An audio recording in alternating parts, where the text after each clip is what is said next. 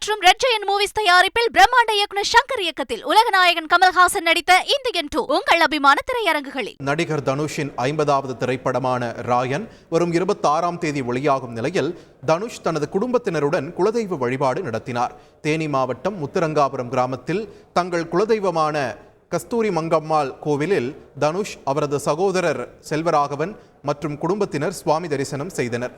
தொடர்ந்து தனுஷின் தாயார் விஜயலட்சுமியின் குலதெய்வ கோவில் போடியில் உள்ள நிலையில் அங்கும் அவர்கள் புறப்பட்டுச் சென்றனர்.